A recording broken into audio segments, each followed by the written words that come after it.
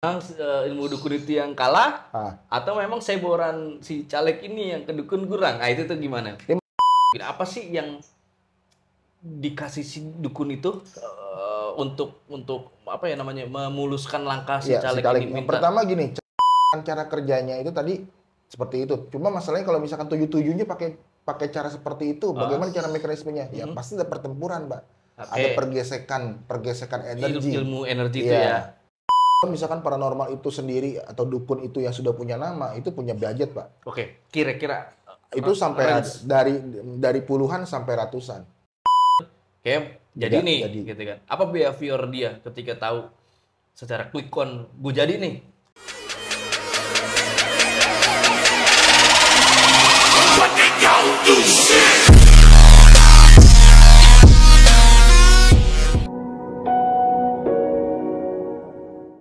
Parah emang. Iya. Tapi memang ginjal tuh emang udah iya, karena miliaran. cara cepat untuk mendapatkan uang kan ya, Oke. sampai menjual ginjal. Nah gini.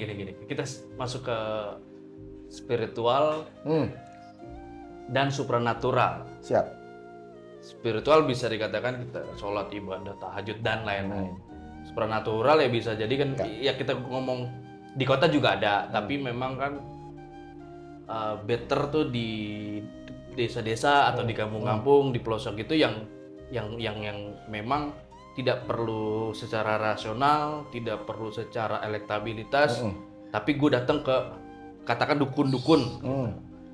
Dan semuanya kan bermain tuh. Yap. Walaupun gue juga nggak bisa buktiin itu, cuman dari sekedar omongan-omongan atau ya kabar-kabar gitu kan bermain itu. Nah berarti kan yang ngadu ilmu itu adalah dukun-dukunnya. Apa karena ilmu si dukun Ada itu yang imbasnya berang, apa enggak gitu kan?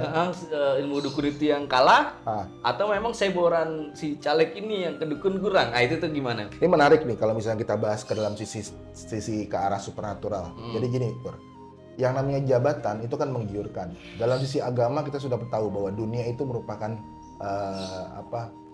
hiasan dunia. Dunia ini penuh dengan trik-triknya. Jadi apapun bentuknya yang namanya dunia pasti menggiurkan.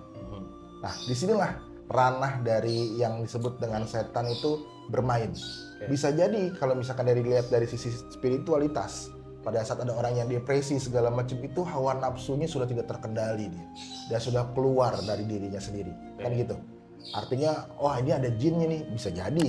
Terus yang kedua tadi vibrasi. Kalau misalnya kita bicara tentang vibrasi dan frekuensi, tentang permainan dunia spiritual, dia supernatural, dia main ke dukun, tiba-tiba dia sudah bayar nggak jadi, dan ternyata apa yang disuruh yang dilakukan oleh si dukun itu berbalik kepada diri dia sendiri. Itu pun bisa jadi. Itu pun bisa jadi karena kalau kita bicara frekuensi dan vibrasi, apapun yang kita tanam di dunia ini pasti kita akan kembalikan ke dalam diri kita. Makanya banyak faktor yang bisa mendukung ke arah sana.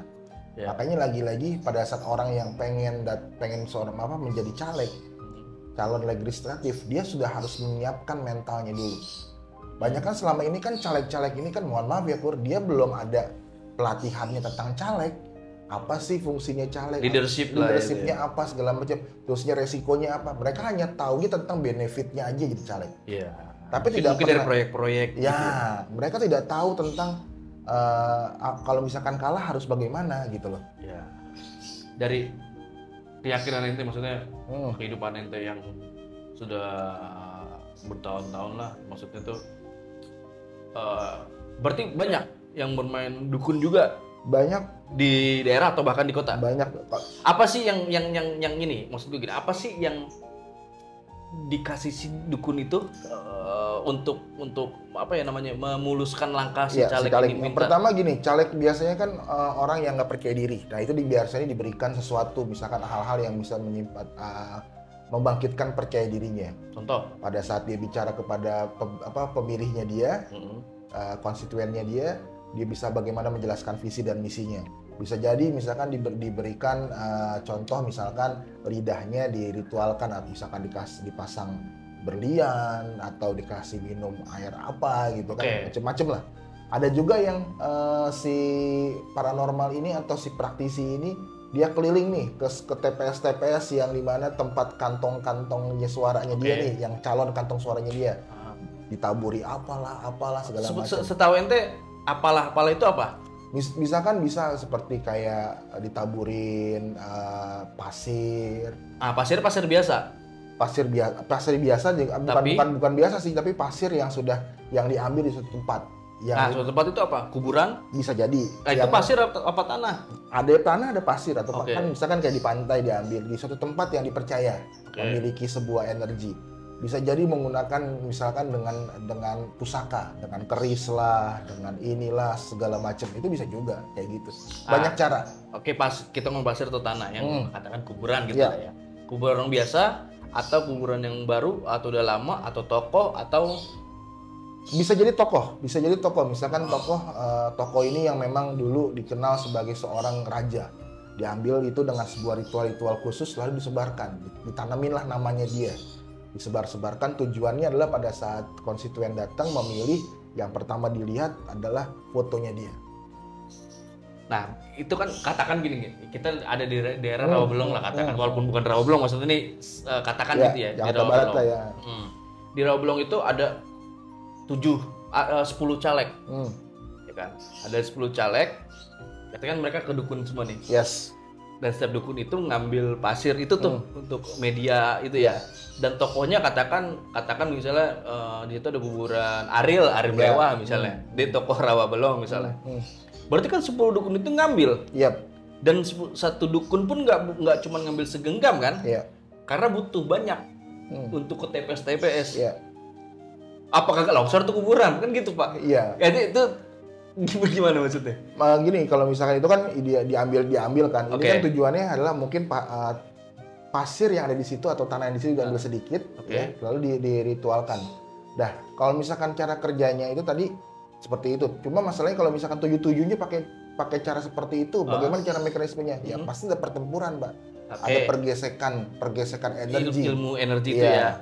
Makanya pada saat pemilu kan kita merasakan kalau orang-orang yang lebih peka ya, merasakan sebuah hal yang tidak enak pada saat hawanya segala macam, karena pasti ada hawa dari energi dari orang yang pengen maju ke depan, ada yang orang yang pengen begini, itu kan udah kepentingan semua. Nah, energi itu apa hanya untuk memenangkan si calon yang datang ke dia, atau bisa menyerang ke calon yang lain, Pak? Bisa menyerang, bisa memenangkan dan bisa menyerang. Kebanyakan yang ente tahu menyerang atau cuma nitin caleg? Menyerang. Makanya kadang-kadang gini, kita bisa melihat kan ya di beberapa TPS ada anggota KPPS yang meninggal. Sebenarnya kalau bisa kita lihat secara supranatural, logis misalkan kecapean lah, nggak kecapean. Tapi secara supranatural itu pergesekan energinya di situ, Pak. Pergesekan energinya antara caleg-caleg itu di situ. Mungkin orang itu tidak kuat pada saat dia ada di situ. Mungkin imunitas tubuhnya sudah capek, ke distract dengan energi yang tadi. Dikatakan ya, ini if atau seandainya pengandaian. Gue mau nyalek tahun 2029. Yes. Lawan gue jauh di bawah gue intelektualitas, elektabilitas. Tapi dia bermain kayak gitu tuh dukun itu tuh. Gimana caranya gue untuk menangkal itu? Gue nggak main dukun nih. Sementara yang lain tuh ada di bawah gue secara APZ, kecuali kedukun itu dia kedukun tuh. Gimana cara gue nangkal itu? Yang pertama, kalau misalkan kita sudah mau menangkal hal seperti itu adalah mengupgrade kepribadian. Pertama, khususnya menambah software dengan cara mekanisme pikiran. Kita harus juga memiliki tim yang bagaimana caranya untuk publikasi segala macam. Dengan cara itu, Pak. Kalau misalkan orang-orang yang menggunakan dukun kan bisa saya katakan adalah orang-orang yang sebenarnya masih terjajah pikirannya, masih terbelakang pikirannya. Itu old school lah ya bahasanya. Walaupun mau tidak mau pasti ada seperti itu. Kita nggak bisa bilang bagaimana karena Indonesia memang seperti itu. Dan hampir rata-rata bukan hanya kedukun aja sih, Bim. Kalau misalkan orang yang sudah intelektual sedikit, yang sudah naik sedikit daya pikirnya, mungkin dia pergi ke orang yang bisa memotivasi dia, motivator kah atau apalah. Dia belajar tentang bagaimana caranya kepribadian. Kan itu kan lebih elegan ya dibanding ke dukun. Kadang-kadang juga bisa datang ke suatu tempat misalkan atau ke tokoh-tokoh agama untuk bisa didoakan. Oke. Tapi sekali lagi bahwasannya yang namanya jabatan untuk memimpin itu adalah diberi, bukan dengan cara membeli. Itu yang menjadi sebuah landasan. Kita ngomongin soal duit juga nih. Siap. Kalau ya, caleg-caleg gagal itu yang gagal dan yang menang pun kan pasti modal. Modal itu dalam arti kan buat reklama, buat spanduk dan lain-lain. Katakan reklama itu ada yang angkanya 200 jutaan, spanduk ada yang 100.000, bahkan puluhan juta, ratusan juta pun ada gitu kan, dan itu ke mapping. Nah, kita bermain modal atau angka yang gelap nih. Setahu ente, kalau misalnya ente nggak tahu nggak apa-apa, setahu ente kalau datang ke dukun itu untuk memuluskan dia jadi caleg dengan cara itu, biasanya mahar berapa, Ji? Tergantung, Pak, tergantung dari kelas si paranormal itu sendiri ya. Kalau misalkan paranormal itu sendiri atau dukun itu yang sudah punya nama, itu punya budget, Pak. Oke, kira-kira itu sampai dari puluhan sampai ratusan. Ada juga yang hanya 1 juta, 2 juta, tapi ada juga yang dia sudah berani. Misalkan ada seorang dukun yang sudah terkenal, dia sudah berani masang. Oke, gue minta 1 Fortuner ya. Oke. 1 Fortuner, tapi lu jadi. Kalau nggak jadi jangan kasih gue. Tapi untuk ritual lu cukup ngeluarin duit 50 juta, misalkan gitu. Oke. Tapi kalau misalkan lu jadi Fortuner 1. Oke. Itu dari kebayang tuh angkanya. Kayak katakan kalau dokter nih, gue pengen biar gue sembuh. Ada rutin kan? Iya. Seminggu sekali, sebulan 2 kali atau berapa kali. Kalau itu kan masa campaign itu kan 6 bulanan tuh ya. Itu setahu ente caleg yang datang ke dukun itu rutin nggak? Atau berapa kali seminggu, berapa kali sebulan? Balik lagi tergantung perjanjian dia dengan si dukun itu. Biasanya kan ada juga yang lepas tadi kan. Kalau misalkan dia udah bilang, oke, lo kalau jadi, kalau misalnya lo jadi dapat lo ngasih Fortuner misalkan tadi kan. Tapi awalan lo kasih dulu 50 juta. Dari awal, Pak, kita udah dampingin dia tuh, Pak. Dari awal sampai pemilihan, sampai dia menang kita kawal tuh. Ada yang cuma sekali datang doang, cuma Pak, tolong dong diritualin, ya udah dikasih sekali doang. Tapi kalau yang udah jasa-jasanya udah punya nama, itu biasanya udah mainnya dikawal dari awal sampai akhir, Pak. Di awal sampai akhir. Iya. Faktor beruntung kan ya balik lagi berarti nggak bisa kedetek lah ya. Iya, itu balik lagi ke itu sudah gift dari Allah lah. Nggak bisa. Walaupun mau diusaha pakai dengan dukun yang hebat segala macam, yang namanya sudah takdir nggak bisa kita lawan. Iya, betul. Terus dampaknya caleg itu gagal kan terhadap dirinya juga ya. Untuk keluarganya deh, katakan entah itu istrinya atau suaminya atau keluarga kecilnya atau keluarga besarnya, apa sih yang harus mereka lakukan? Selain kan banyak cuman sabar udah kayak gitu doang kan sebenarnya nggak berpengaruh ya. Sebenarnya sebenarnya gini, sebenarnya ketakutan orang pada saat si anggota caleg yang gagal ini kan ketakutan sendiri. Padahal orang-orang kalau misalkan gagal dia caleg palingan cuma seminggu 2 minggu, selebihnya orang lupa gitu kan dengan hal seperti itu. Betul. Tapi karena dia sudah ketakutan sendiri, wah nanti diomongin orang nih, nanti orang ngelihat kita kemana nih, muka gua ketaruh di mana nih, segala macem. Makanya itu ketakutan kita sendiri sebenarnya yang menjadikan kita jadi takut ya kita sendiri. Padahal kalau misalkan kita adem-adem aja, ayem-ayem aja, nggak terlalu mikirin, masyarakat juga akan biasa-biasa aja. Itu baru caleg ya, atau DPD, DPR. Berarti harus belajar Pak Prabowo. Kenapa emang? Beberapa kali gagal kan? Ya itu deh. Tetep. Berarti kan emang mentalitasnya yang juara. Mental juara harus dimunculkan. Walaupun apapun bentuknya, mental juara itu adalah siap menang dan siap kalah. Menang tidak jumawa, kalah tidak merasa kalah menjadi hilang segalanya. Iya. Legowo gitu loh. Di lingkungan antum di sini nih. Atau bahkan pasien-pasien ente lah katakan gitu ya, atau member-member ente gitu, dikatakan gitu. Ada yang nyalek? Ada. Berapa orang? Lebih dari 5? Angkanya aja nih, lebih dari 5? Ada 3 orang yang saya pegang. Oke. 3 orang yang saya maksudnya pegang atau yang kenal? Yang pegang itu artinya apa? Yang kita bantu treatment ya, kita bantu treatment dari pendampingan secara motivasi, membangkitkan potensi dalam dirinya dengan cara dunia hipnoterapi ini. Ada beberapa orang, ada 3 yang intens. Apa yang ente berikan? Yang pertama membangunkan potensi kebangkitan percaya dirinya, terusnya mempersiapkan mentalnya pada saat pada saat dia kalah dengan cara seperti ini kan, memberikan masukan walaupun sehebat apapun yang kita lakukan, pasti ujung-ujungnya adalah ada takdir Tuhan. Oke, 3 orang itu berapa kali pertemuan sama ente? Hampir. Nggak semuanya bertiga kan? Enggak, Satu-satu itu kan? Dari 3 itu berapa kali pertemuan? Ada 3 kali pertemuan. Masing-masing itu 3? Sebulan? Oh, sebelumnya jauh. Ada sebelum itu di bulan September sudah mulai. September tahun lalu ya? Berarti berapa bulan? Ada 6 bulan deh. 6 bulan? 6 bulan. Oke. Nah, pas pemilihan 3 itu oke, ada yang gagal kah? Atau semuanya lolos kah? Karena sedang menunggu penghitungan ya.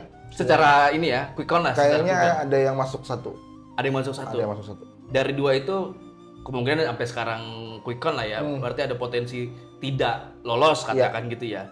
Ada gejala-gejala kayak mulai stres kah, depresi kah? Alhamdulillah apa yang saya pegang karena tadi ya kita udah kasih anchor duluan ya, udah kasih anchor Fondasi duluan. itu ya. Fondasi itu dan karena niatannya untuk mengabdi dan kebetulan ketiga orang ini tidak terlalu banyak untuk bermain money politik, jadi benar-benar mengandalkan dari komunitas, dari masyarakat gitu. Ya, alhamdulillah nggak terlalu ini.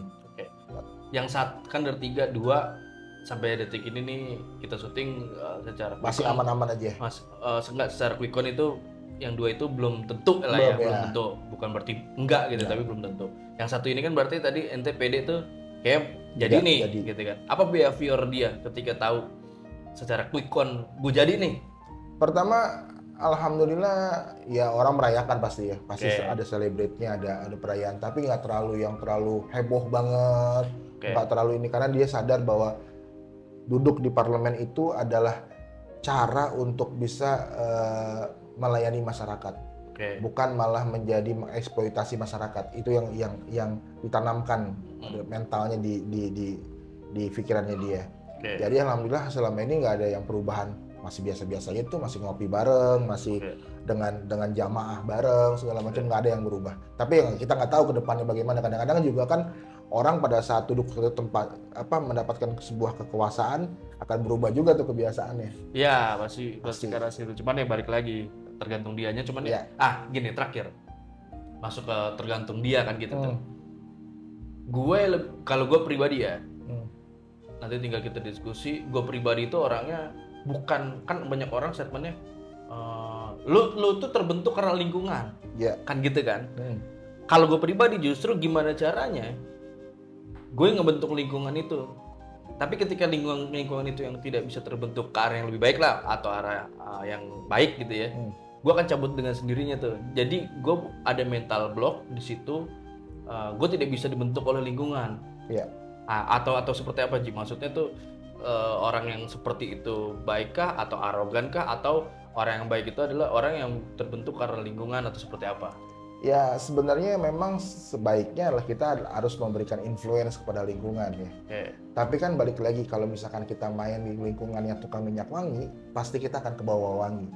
Kita bermain ke sebuah tempat yang dimana notabene adalah orang itu lingkungannya perampok, mau tidak mau kita akan tahu cara merampok. Betul. Makanya kalau misalkan kita tidak kuat secara personal diri kita, sebaiknya kita mundur, hijrah ke satu tempat yang lebih baik. Karena memang mau tidak mau, karena lingkungan itu kan sifatnya berkelompok, nggak mungkin dong pendapat kelompok bisa kita kalahkan dengan satu diri kita sendiri, kecuali kalau memang diri kita sudah menjadi sesuatu. Contoh kalau misalkan lu datang ke suatu tempat yang memang sudah punya otorisasi yang tinggi, orang kaya lah, berpendidikan lah, segala macam, datang ke sini ya mungkin lu bisa nguasain. Tapi kalau misalkan kita nggak punya otorisasi yang kuat, ya susah juga, Pak. Iya, betul. Berarti kan dari pribadinya sendiri yang harus mengekspor kan itu gitu ya? Betul mengekspor sekali. Ketika kita udah punya sesuatu yang baik ke lingkungan yang baru, kita harus memberikan dampak yang baik juga, gitu kan? Makanya sekali lagi tadi yang kita harus garis bawahi bahwa jabatan sebagai senator di parlemen itu adalah jabatan yang diberi, bukan dibeli. Bukan dibeli, itu dia. Terakhir, antara waras dan gila. Yes. Ketika kita menjadi orang gila di antara kumpulan orang-orang waras, itulah orang gila. Tapi ada juga nih, ketika kita menjadi orang waras di kumpulan orang-orang gila, justru kita yang gila, Ji. Betul. Itu ada ini nggak Betul. poin statement dari lo sebagai penutup nih? Jadi kalau misalkan memang kita orang waras tapi ngumpul di orang-orang yang gila, malah kita ikut gila kan? Malah kita yang dianggap gila, bukan ikut gila. Malah kita dianggap gila. Tapi kalau misalkan kita orang yang gila, dianggap orang waras, malah kita Emang dianggap orang gila. Nah, Jadi memang itu lebih sebuah diferensiasi bahwa semua persepsi manusia tidak pernah kita bisa paksakan. Pandangan manusia terhadap diri kita nggak pernah bisa paksakan. Jadi yang penting bagaimana caranya adalah kita bisa menempatkan diri kita di mana bumi kita pijak, di situlah langit kita junjung. Oke, itu kalau di Jakarta. Tapi kalau di Medan beda. Apa tuh? Di mana bumi dipijak, di situ Medan yang dijunjung. Oke.